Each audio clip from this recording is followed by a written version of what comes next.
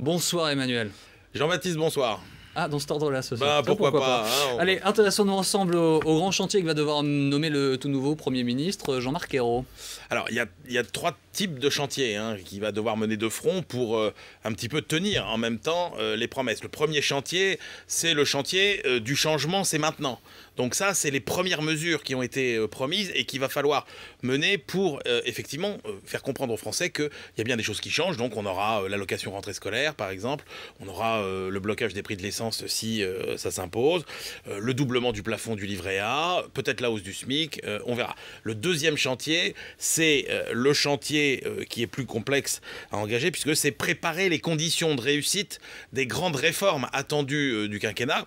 Ce qui nécessite une préparation technique. Il y a des mesures par exemple comme séparer les banques d'investissement des banques de détail, c'est pas simple à faire techniquement. Et puis il y a de la préparation politique parce que pour les mesures par exemple autour des retraites ou autour de l'emploi, il faudra quand même essayer de faire retravailler ensemble les partenaires sociaux. Ça c'est plutôt tenir les promesses de justice, de rassemblement. Et puis la troisième promesse, c'est la croissance et c'est là que se joue le levier européen qu'il doit actionner parce que évidemment le levier français lui offre moins de marge de manœuvre. Et on l'a vu ce soir depuis Berlin, François Hollande a redit qu'il n'était pas si pessimiste que ça en matière de croissance.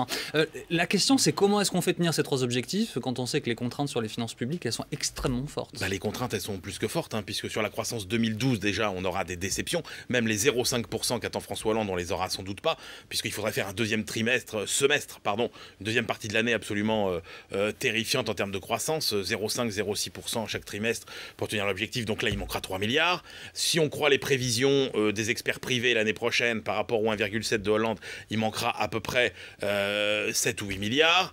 Il y a eu des mauvaises surprises la semaine dernière avec des arriérés d'impôts qu'il va falloir payer, ou bien la banque Dexia, par exemple, 13 milliards. Il y a 12 milliards qui ne sont pas financés dans le programme.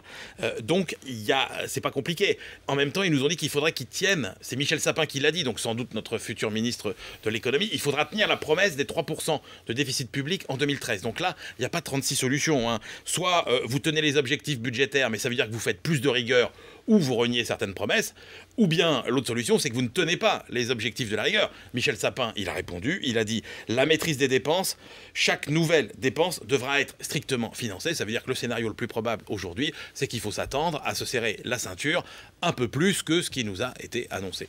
Merci beaucoup Emmanuel et à tout à l'heure.